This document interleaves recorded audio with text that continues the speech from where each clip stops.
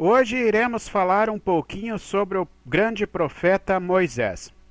A todos que estão passando pela primeira vez aí no canal Osmair Batatinha, inscreva-se, compartilhe as matérias e ative o sininho para receber novas notificações. Não custa nada e irá ajudar o canal a evoluir cada vez mais. Moisés é um dos profetas mais importantes do judaísmo e do cristianismo, e igualmente reconhecido pelo islamismo. Assim como em outras religiões, foi o grande instrumento de Deus para libertar os hebreus, tido por eles como seu principal legislador e um dos mais importantes líderes religiosos. A Bíblia o denomina o mais humilde que todos os homens que havia sobre a face da terra. Livro de Números, capítulo 12, versículo 3. De acordo com a Bíblia, a tradição judaico-cristã, Deus realizou diversos milagres através de Moisés. Libertou o povo de Israel da escravidão no Antigo Egito, tendo instituído a Páscoa judaica. Depois guiou seu povo através de um êxodo pelo deserto durante 40 anos, que se iniciou através da famosa passagem em que Deus abre o Mar Vermelho, através de seu servo Moisés, para possibilitar a travessia segura dos filhos de Israel. Ainda segundo a Bíblia, recebeu no alto do Monte Sinai as tábuas da lei de Deus, contendo os 10 mandamentos. Moisés era filho de Arão e Joquebede, da tribo de Levi. O seu irmão mais velho era Arão, e a sua irmã chamava-se Miriam, conforme a Bíblia. Segundo a Bíblia Sagrada, a filha do faraó adotou o menino já grande, entregue pela mãe, que era hebreia, e o chamou Moisés. Sendo o menino já grande, ela o trouxe à filha do faraó, a qual o adotou por filho. Ele lhe chamou Moisés, dizendo: porque das águas o tirei. Livro do Êxodo, capítulo 2, versículo 10. Para os hebreus, o nome Moisés significa tirar. Na etimologia judaica popular, tem o significado de retirado, isto é, salvo da água. Alguns historiadores acreditam que o período que Moisés passou entre os egípcios serviu para que ele aprendesse o conceito do monoteísmo, criado pelo faraó Akenaton, 1352 a 1338 a.C., o faraó revolucionário que reinou antes do tempo de Moisés, levando tal conceito ao povo hebreu. Segundo o livro do Êxodo, Moisés foi adotado pela filha do faraó, que o encontrou dentro de um cesto, enquanto se banhava no rio Nilo, e o educou na corte como o príncipe do Egito. Aos 40 anos, em 1552 a.C., após ter matado um feitor egípcio, levado pela justa cólera, é obrigado a partir para o exílio, a fim de escapar à pena de morte. Fixa-se na região montanhosa de Midian, situado a leste do Golfo de Acaba. Por lá acabou casando-se com Zípora, e com ela teve 2 filhos, Gerson e Eliezer. 40 anos depois, em 1512 a.C., no monte de Horebe, ele depara-se com uma sarça ardente, que queimava, mas não se consumia, e assim é finalmente comissionado pelo Deus de Abraão como o libertador de Israel. Ele conduziu o povo de Israel até o limiar de Canaã, a terra prometida, a Abraão no início da jornada.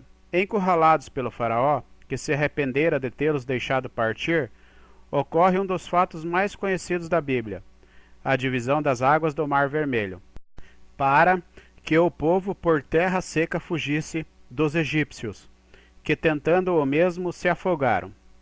Logo no início da jornada, no monte de Horebe, na península do Sinai, Moisés recebeu as tábuas dos 10 mandamentos, do Deus de Abraão, escritos pelo dedo de Deus. As tábuas eram guardadas na arca do concerto.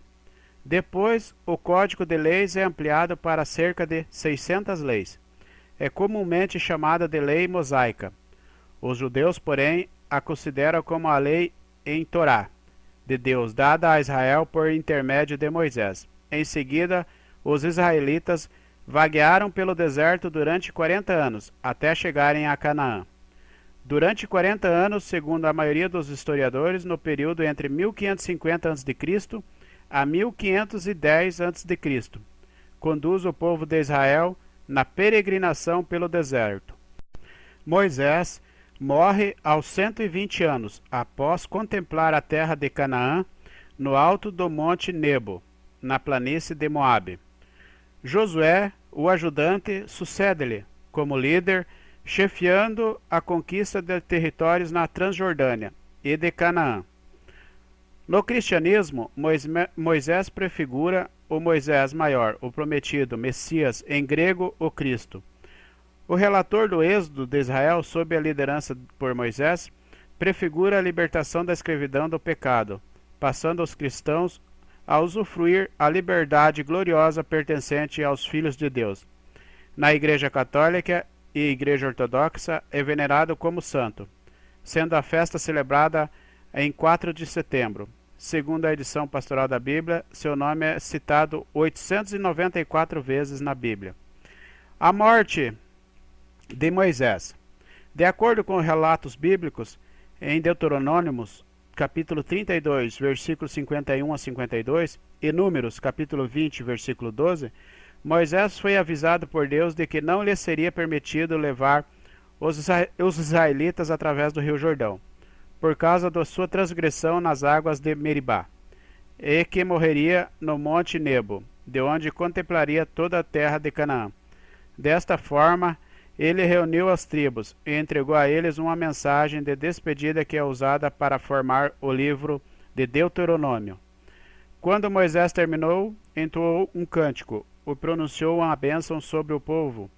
Subiu ao monte Nebo para o cume de Pisga, olhou para a terra prometida de Israel, espalhada diante dele, e morreu, segundo a lenda talmúdica, em 7 de Adar, exatamente no seu aniversário dos 120 anos.